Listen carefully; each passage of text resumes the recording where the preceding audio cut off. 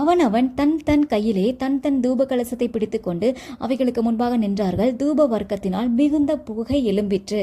இங்கே 2 காரியம் சொல்லப்பட்டிருக்கு.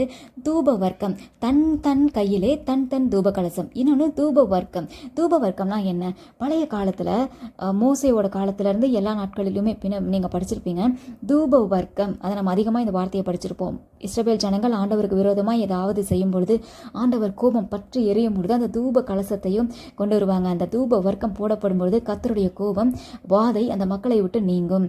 அதில் தன் தன் தூப கலசம் தன் தன் கையிலே பிடிச்சிருக்கணும். தூப கலசத்தை மாற்றி எடுக்கக்கூடாது. அவரவருக்கு கொடுத்ததை அவரவர் செய்ய வேண்டும் ஆண்டவர் சொல்லியிருப்பாரு. அது வேதத்தின்படியான ஒரு ஒழுங்கு. இன்னைக்கு நிறையா பேர் மற்றவங்களுடையதுக்கு ஆசைப்படுவாங்க. வேறவங்களுடைய இப்போ ஒரு சில வாதைகள் வர்றதுக்கு காரணமே இன்னொருத்தருடைய சுதந்திரத்தை நாம் பறித்து நம்ம கூட வைத்திருக்கிறது ஒரு முக்கியமான காரணமாக இருக்கலாம்.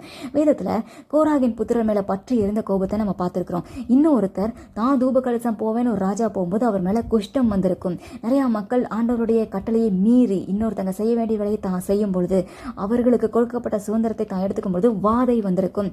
இன்றைக்கும் ஒரு சிலருடைய வாழ்க்கையில் வாதை, நிறைய விதமான கஷ்டங்கள் வர்றதுக்கான காரணம் மிஞ்சி போகிறது தான். அடுத்தவங்களுடைய சுதந்திரத்தை தான் பறித்து வைத்துக் கொள்றது தான்.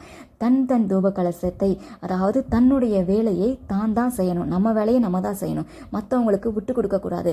நமக்கு கொடுக்கப்பட்ட வேலைகள், நமக்கு கொடுக்கப்பட்ட சுதந்திரங்களை நம்ம கண்டுபிடித்து அதை நம்ம வேல்யூ பண்ணணும், மதிக்கணும், அதை பத்திரப்படுத்த தெரிஞ்சிருக்கணும். அதை மாற்றக்கூடாது.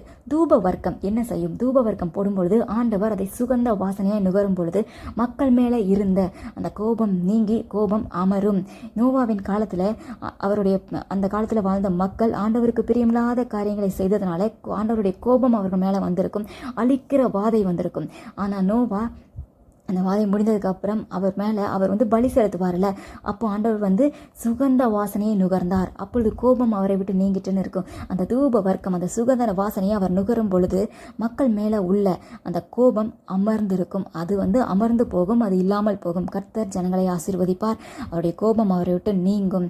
இன்றைக்கு நீங்கள் தூப வர்க்கம் அப்படின்னா ஏதாவது ஒரு புகை அந்த மாதிரி இல்லை. அது பழைய காலத்தில் தூப வர்க்கம் அப்படின்றத நம்ம ஜெபமே ஒரு தூப வர்க்கம் தான். அதை நம்ம ஜெபத்துக்கு உதாரணமாகவும் சொல்லலாம். இன்றைக்கு உங்களுடைய ஜெபம் எப்படிப்பட்டதாக இருக்குது? அதிகாலையில் ஆண்டவரை தேடுறீங்களா? இல்லை எல்லா நேரங்களையும் ஆண்டவரை தேடுறீங்களா? ஒவ்வொரு விஷயத்திலும் ஆண்டவரை தேடுறீங்களா? உங்களுடைய ஜெபம் எப்படிப்பட்டதாக இருக்குது? முறுமுறுப்பாக இருக்குதா? கம்ப்ளைண்டாக இருக்குதா? இன்றைக்கு அவரை ஸ்தோத்தரியுங்கள், அவரை புகழுங்கள், அவரை ஆராதனை செய்யுங்கள். உங்கள் ஜெபத்தில் இது எல்லாம் இருக்கட்டும். உங்கள் ஜெபம் அலங்காரமாக இருக்கட்டும். உங்கள் ஜெபம் ஒரு துதி பலியாக இருக்கட்டும். உங்கள் ஜெபமே ஒரு தூபவர்க்கமாக இருக்கும் பொழுது ஆண்டவர் அந்த மேலே இருக்கிற கோபத்தை மாற்றி உங்களை ஆசீர்வதிப்பார்.